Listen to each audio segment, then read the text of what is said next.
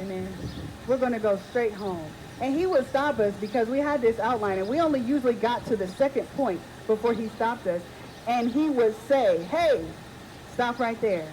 I've been where you're going. Uh-huh.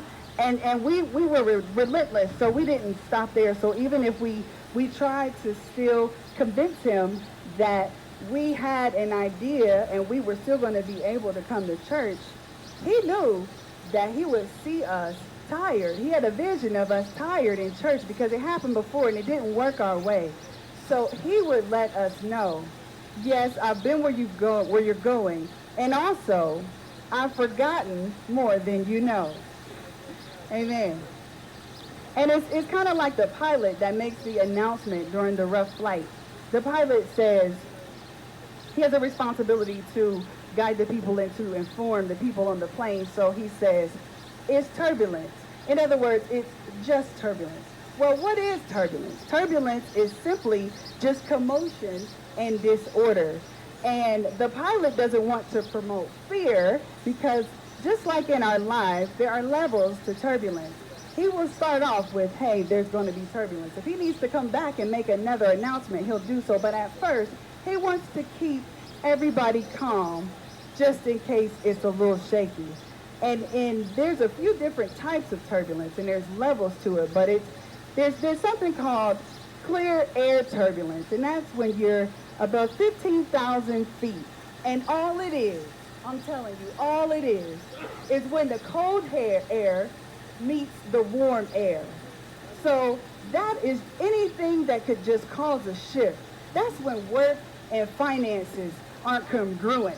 That's when joy and sorrow get together and try to mingle. That's when your family and your church might not see eye to eye.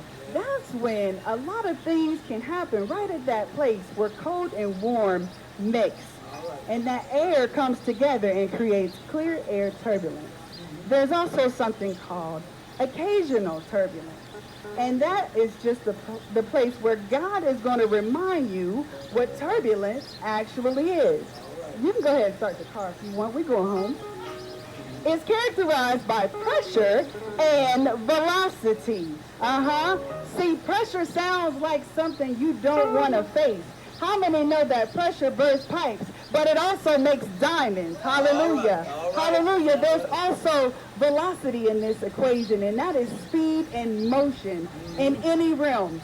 And when you're moving forward or doing something of value, the probability of the turbulence rearing its ugly head in your path is sure to increase. I didn't come to just talk about science. I came to give you some good news. Because when your path is sure to increase with turbulence, you can still call upon me. This is what God says. He says, call upon me in the day of trouble. And not I might, not I probably, but I shall rescue you, and you will honor me. Hallelujah. There's also something called intermittent turbulence. And sometimes God, your pilot, is telling you to just stay in your seat. Be still. Put that seatbelt on and don't move. Because I've got this. Because right now, he's going to take over the flight. But all you have to do is be still and be anxious for nothing. Be anxious for nothing. Why? Because in everything, in prayer and supplication with thanksgiving, you let your request be known to my great God. Hallelujah. Hallelujah. I can remember the time not too long ago I was downstairs at my parents' house. And there's a lot of games and activities down there. And our mom, she just tries to keep us busy. But we had an ongoing pool tournament. And see, I'm not the most competitive person. But if you call me out, I'm going to rise to the occasion. And I watched my mom and Todd. Todd, wave your hand. Todd is here. Todd is a wonderful person. But he is one of the most competitive people I've ever met. Hallelujah. Y'all see him laid back and relaxing. But watch him on a basketball court. Watch him coach some basketball girls, and you will see another Brother Brown. And see, everybody may have that inside of them, but it takes something to kind of stir it up. And see, I was downstairs, and I was in a pool tournament against Todd, against this person that I really, really love and adore. Amen. Come on. When you're amongst family, it's harder. The tension gets harder. And I was downstairs, and I was responsible for getting all the striped balls in the pockets, and he was responsible for getting all the solid balls in the pockets. And when I looked up on the table, all I could see was stripes. All his were going in, but mine were bouncing around. Have you ever had a prayer that seems like it bounced off the ears of the Lord and came right back to you? Have you ever had that prayer? Oh, but I'll tell you something you can do. You can look to the hills from which cometh your help. Right. Your help cometh from the Lord. And let me tell you, when I knew that I was down, I knew I needed to look up. So I looked up those steps. And I went to my father, hallelujah, my natural father. Hey, but you can do this with your spiritual father. I went up to my natural father, and he was sitting in his sectional, in his right hand of power, amen. He was sitting right where he likes to be, minding his business. And I really, really wondered, should I bother him? Sometimes we're going to wonder if we should bother God. But God said, like Candyman said last week, you may not come when you want him, but he's always right on time. That means he's not too busy for your earnest cry, amen? So cry out to him like I cried out to my father, amen?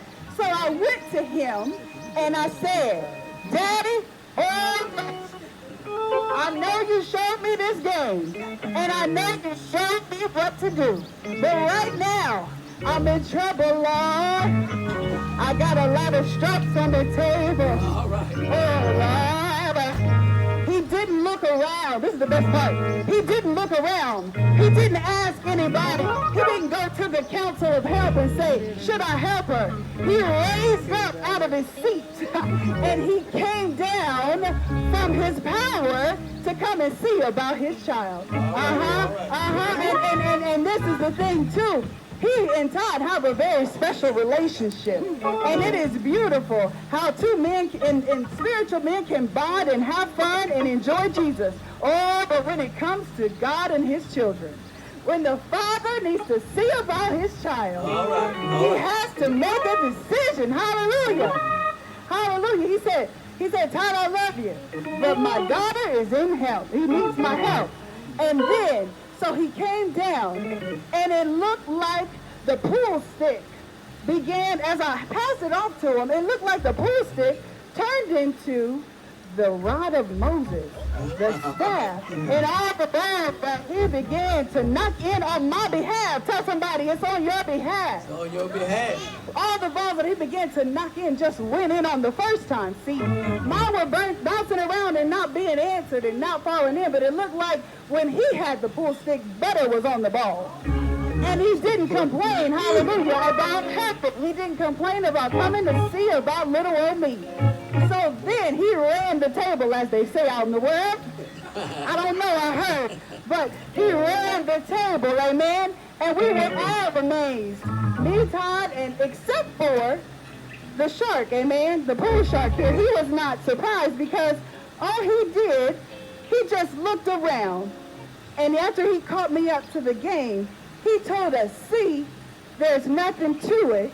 You just got to do it. All right. Amen. All right. And that's the same thing we have to tell our situation, that there's nothing to it. You just got to do it. Because if he be for you, hallelujah, if he be for you, it's more than this whole world against you. Sure enough. So God the Father knows something above that we don't know down here, and that causes him to assure us to fear not, for I am with you, and to let not our hearts be troubled, because you're going to survive this flight. Just tell somebody. So don't worry about it. Don't worry about it. Look up and live. Amen. God bless y'all. Amen. All right. All right.